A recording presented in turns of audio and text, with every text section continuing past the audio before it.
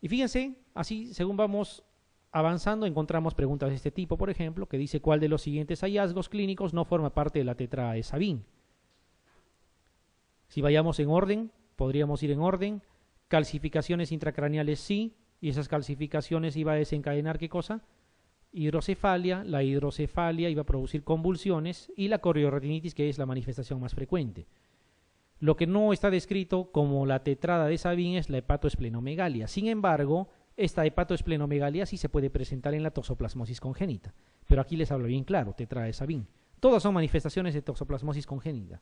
Pero hepatoesplenomegalia no conforma o no forma parte de esta tetrada de Sabin, donde sí las 4 primeras alternativas están presentes, ¿no? La alternativa sería la E. ¿Cuál es la interpretación correcta, dice, de la presencia de IgG para toxoplasma en el suero de un recién nacido de madre con antecedente de aborto debido a toxoplasmosis en embarazo anterior? Creo que la cosa está clara. ¿Qué responderíamos ahí?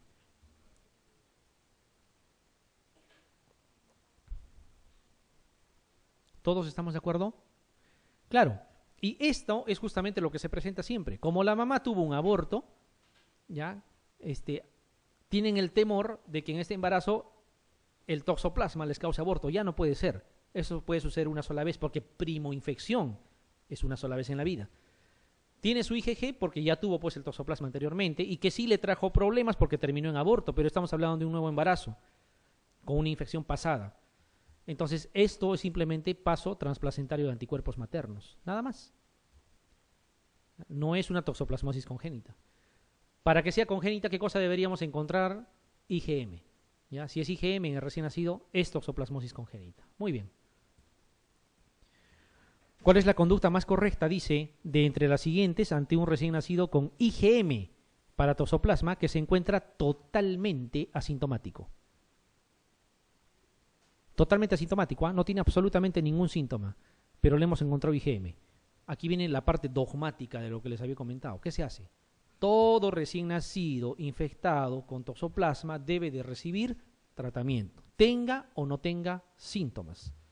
¿Ya? ¿Qué le van a dar? Hay que iniciar terapia con sulfadiazina más piremetamina. ¿Está claro, no es cierto? ¿Por qué? Porque esa corioretinitis la puede desarrollar en el tiempo. Puede acabar con incluso desprendimiento de retina. A Dios gracias, está asintomático y para que se mantenga igual hay que darle tratamiento. Rubiola.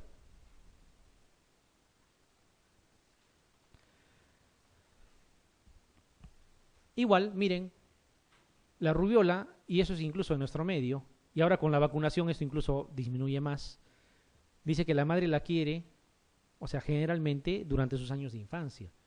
O sea, quiere decir que en general una persona cuando adquiere la rubiola no es una enfermedad normalmente de adultos. Esto normalmente se adquiere a edades tempranas. Y en el caso de las gestantes es lo mismo. Lo tuvieron a temprana edad. ¿Ya? Y miren lo que dice aquí, 87 a 95% de mujeres en edad fértil son seropositivas. ¿Qué significa seropositivas? Que tienen anticuerpos contra rubiola. ¿Qué significa? Que estas mujeres en edad fértil, aún sin estar embarazadas, ya tuvieron rubiola en algún momento de su vida. Lo que indica poca susceptibilidad para la primoinfección. Obvio, si ya se infectaron, no pueden volver a tener una primoinfección. Si somos más exactos, un 5% nada más de las mujeres en edad fértil estarían expuestas a adquirir rubiola durante el embarazo. Igual aquí la infección del neonato es por vía transplacentaria. ¿Ya? Transplacentaria. En el caso de la toxoplasmosis, podía ser incluso hasta en el momento, de pasar por el canal del parto, ¿no es cierto? Aquí es netamente transplacentaria.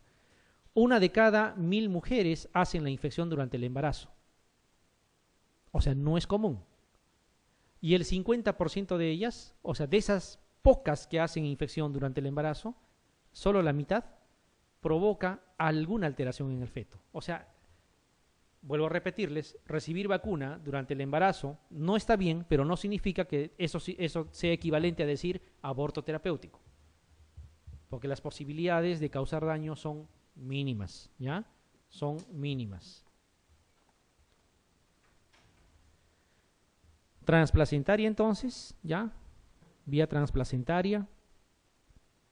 Pocas veces se va a dar porque la mayoría de las mujeres ya tiene anticuerpos contra rubiola, ¿ya? Y de esas muy pocas que se den, ya la gran mayoría de las veces no va a pasar nada. Solo puede haber afectación fetal en caso de primoinfección, igualito que en el caso del toxoplasma. Y les repito, esto es para todo el torch, ¿ya? Una comparación como cuando hablábamos de toxo. Toxo le llamamos, ¿no?, al toxoplasma. Ya. Miren, acá también está la tasa de transmisión y aquí están las semanas de gestación. ¿Ya? La infección fetal, fíjense cómo va a ir variando en el tiempo. Acá infección fetal 20%, o sea, igualito. En este caso ustedes podrían decir otra cosa, ¿no? ¿Cómo podrían resumir esto de aquí? No es como en el caso de la toxoplasmosis. La probabilidad de infección y afectación a la vez del feto, ¿ya?, está en relación inversa a la edad gestacional. O sea, a menos edad gestacional, que es lo mismo decir a inicios del embarazo, la posibilidad es más alta. Y cuando está terminando el embarazo, la posibilidad es menor, ¿ya?, tanto de infectar al feto como de producir alteraciones en el feto. Es menos complicado, digamos, que en el caso del toxoplasma. Entonces, aquí nosotros lo vamos a dividir, podríamos dividirlo por trimestres, ¿no? ¿Dónde está, digamos, ¿dónde está la mayor probabilidad de repente de que esto pueda suceder? Es sobre todo a inicios del embarazo, en el primer trimestre, ¿ya? Luego esto va a ir disminuyendo de tal manera que, fíjense, la afectación fetal 1%, ¿ya? 1%. De los pocos que se van a infectar, el 1% va a hacer alteraciones. ¿Qué significa? Que rubiola congénita sería un diagnóstico muy, pero muy raro de encontrar. Toxoplasma es mucho más común, ¿no? Por eso les decía que toxoplasma les pueden preguntar más.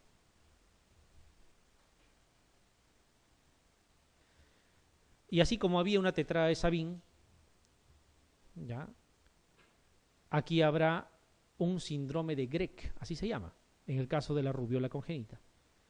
Microcefalia, al igual que ¿qué? Al igual que citomegalovirus, ¿ya? Al igual que citomegalovirus, microcefalia. Sordera, al igual que citomegalovirus. En el citomegalovirus es hipoacusia. Aquí ya es sordera.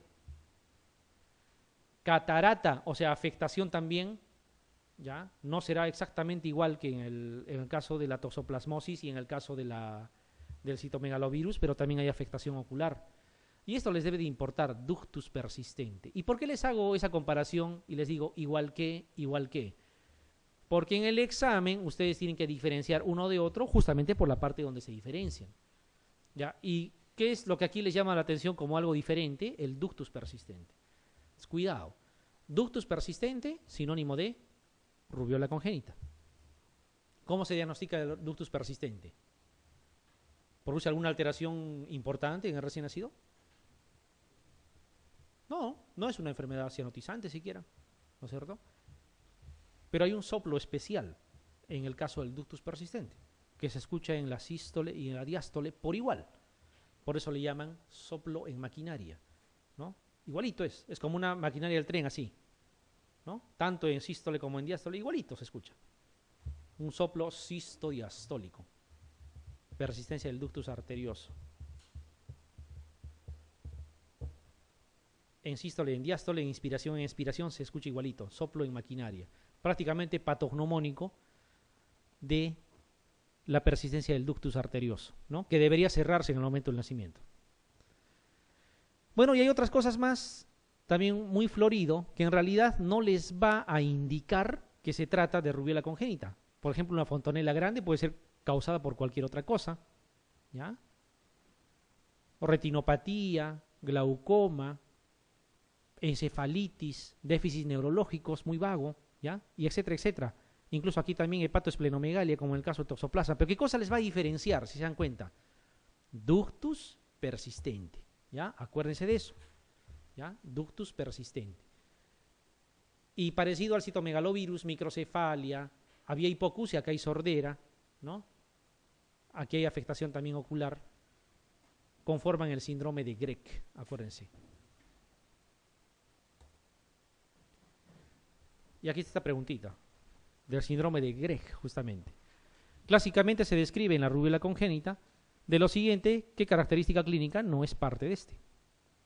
Microcefalia, sordera, acá nos dicen catarata, ductus persistente y convulsiones. ¿Qué cosa marcarían ahí? Exactamente. ¿Convulsiones de qué? ¿A qué pertenece? A la tetrada de Sabin, de toxoplasma, junto con hidrocefalia, ¿no? Junto con calcificaciones difusas, porque periventriculares son de citomegalovirus. Esas diferencias es importante acordarse. No existe tratamiento específico, por si acaso, ¿ya? Por ser viral. Aquí se va a producir una inmunización activa. En el caso de la inmunización activa, ¿qué significa? Vacuna, ¿no es cierto? ¿Estamos de acuerdo o no? ¿O será pasiva? Activa. Porque por mucho que recibas la vacuna, tú formas tus anticuerpos. Es una inmunización activa. Esta inmunización activa, ¿ya? Así como lo que estábamos comentando al inicio, si bien es cierto, no va a matar al feto, pero se recomienda que se tiene que evitar en el embarazo.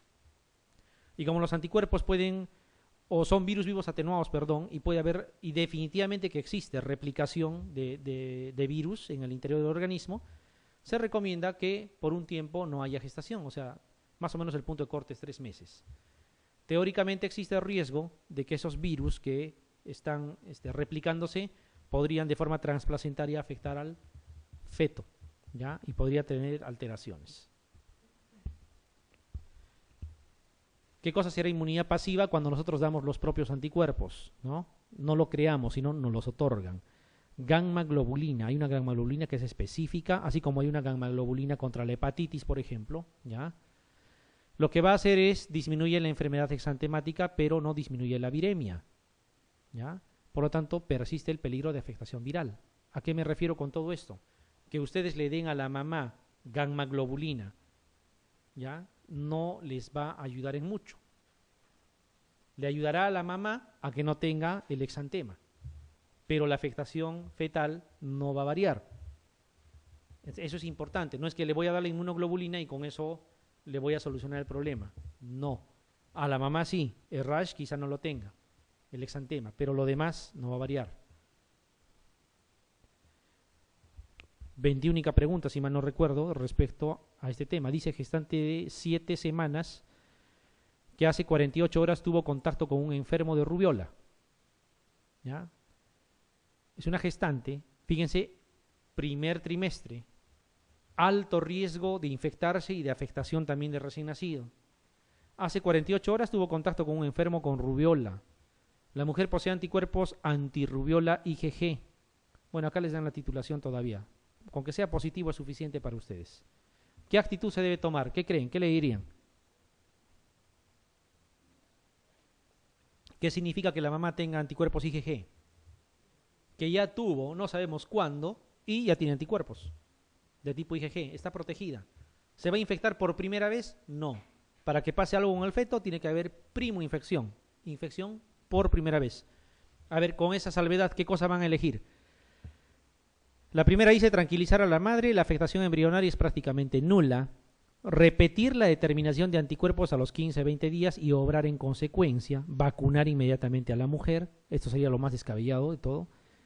Inyectarle gamma globulina. Ya hemos dicho que si le inyectan gamma globulina, bueno, aquí no va a servir de nada, ¿no? Porque la mamá no va a desarrollar rubiola, porque ya tuvo rubiola, ya tiene anticuerpos. Plantear soluciones, incluido el aborto, para que la madre decida. ¿Qué van a elegir? ¿Qué alternativa?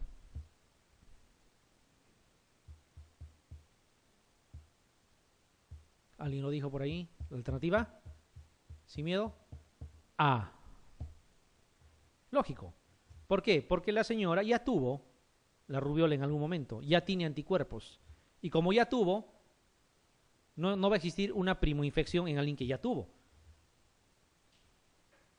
Por lo tanto, decirle, ¿sabe qué? Usted ya tuvo rubiola, La posibilidad de que el niño nazca afectado es cuando uno adquiere rubiola por primera vez durante el embarazo, usted ya lo tuvo, está anulada esa posibilidad. No hay nada que hacer. Neonato pretérmino, que al examen físico muestre microcefalia, leucocoria y esplenomegalia. No nos dice mucho. Ante la presencia de un soplo en maquinaria. Eso está mejor. Se le practica un examen ecocardiográfico evidenciándose persistencia del ductus arterioso. Mucho más claro todavía. ¿Qué diagnóstico sospecharía? Si solamente tiene ductus arterioso, yo diría pues su diagnóstico es ductus arterioso, punto. Pero también tiene otras cosas. Tiene microcefalia, tiene afectación, ¿no?, ocular, tiene hepatoesplenomegalia. O sea, hay un torch ahí de por medio. ¿Cuál de los torch me da persistencia del ductus arterioso? ¿Se entiende? ¿Ya? O sea, fíjense, las diferencias es lo que les va a hacer decidir por una u otra alternativa. Citomegalovirus, ¿ya?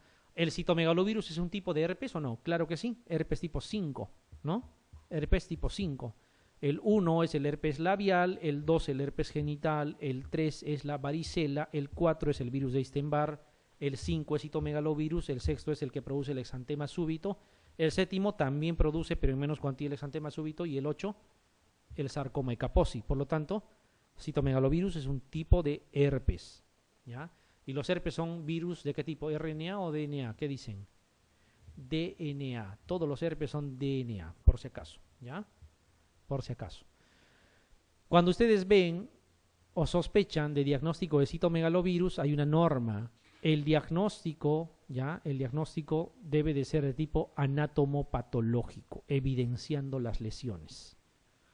Por ejemplo, si sospechan hepatitis por citomegalovirus, tendrán que hacer una biopsia hepática y ahí tendrán que encontrar esas figuras patognomónicas de citomegalovirus, que lo hemos dicho en algún momento.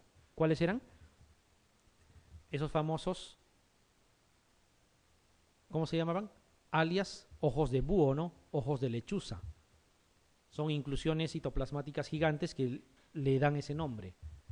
¿Ya? El daño citopático. Es lo que ven aquí. Dice inclusiones basófilas presentes en el núcleo de la célula que invade, ¿no? Células en ojos de búho le llaman, ¿no? Este citomegalovirus permanece latente en el organismo durante mucho tiempo, incluso yo podría decirles de por vida, y produce reinfecciones, obviamente. Ese mismo virus, el que está latente. Ejemplo, ¿qué mejor ejemplo? Pacientes con VIH. Llegan al estadio SIDA, y hacen enfermedad por citomegalovirus. ¿Ya? Enfermedad por citomegalovirus, se ponen histéricos, con fiebre, ¿no? Como fiebre de origen desconocido. Y al final, ¿qué cosa era? No era otra cosa que el citomegalovirus que se ha activado. ¿Dónde es patrimonio del citomegalovirus? En los post-transplantados. Ya les he dicho.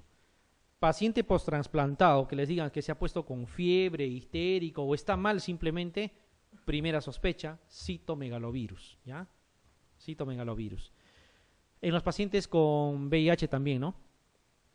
¿Con cuánto de CD4? Menos de 100, ¿no? Menos de 100. Acuérdense, menos de 100. La mayoría de los oportunistas es con menos de 200 y con menos de 100 aquellos que empiecen con CD100. Citomegalovirus, criptococo, candidiasis esofágica y coccidias, ¿no? El grupo que empieza con C de 100. Bien, volvamos al tema. Entonces el citomegalovirus es fácil de adquirirlo, es la infección neonatal más frecuente, como lo hemos visto. Sin embargo, no te causa problemas, la gran mayoría de las veces. ¿Qué es lo que podía producir? La mayoría sintomáticos, pero otra cosa que podía producir era hipoacusia bilateral, ¿ya? Que a veces uno no se da cuenta hasta ya edades más tardías. Y cuando se adquiere en el primer trimestre, nos va a producir, ¿qué cosa? Corioretinitis, calcificaciones periventriculares, ¿qué más? ¿Había algo más? Microcefalia, así es, y eso básicamente, ¿no? La secuela ya es la hipoacusia como secuela. Bien.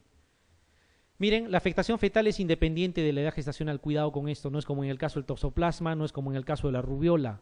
O sea, aquí es independiente que se afecte, o sea, por igual se puede afectar el feto si se infecta en el primer, en el segundo o en el tercer trimestre. afecta al 1% de recién nacidos. O sea, de cada 100 recién nacidos, uno necesariamente debe tener su citomegalovirus. Sin embargo, fíjense la prevalencia, la seroprevalencia, ya pasados los años, puede llegar al 65%.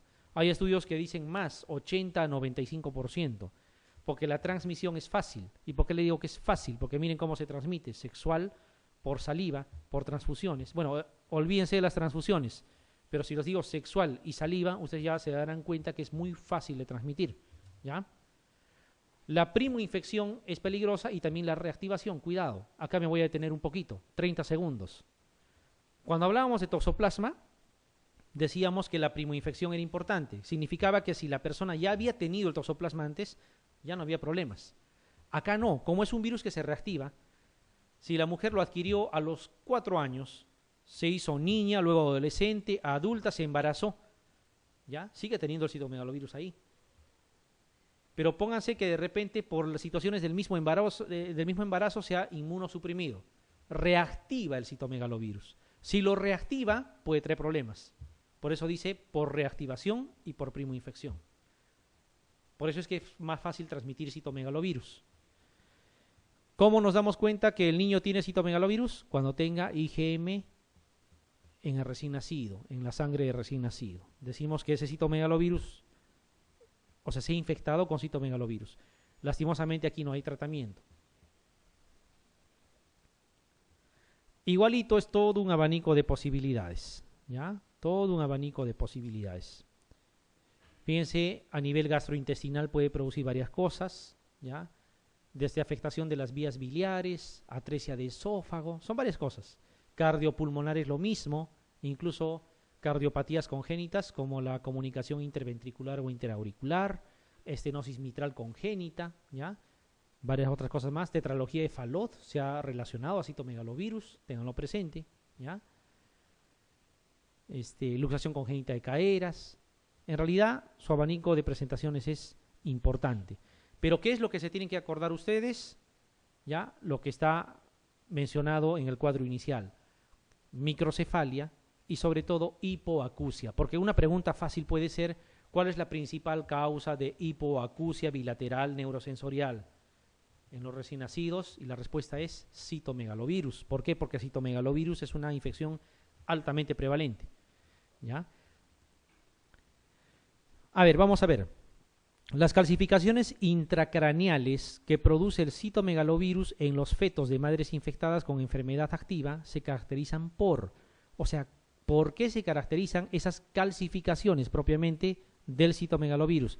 Dice a predominio del lóbulo temporal, difusas, periventriculares, perimeningias y no produce calcificaciones. ¿Qué van a elegir? Periventriculares, porque en el toxoplasma es difuso. Son las dos únicas prácticamente que van a producir calcificaciones. Hay que acordarse.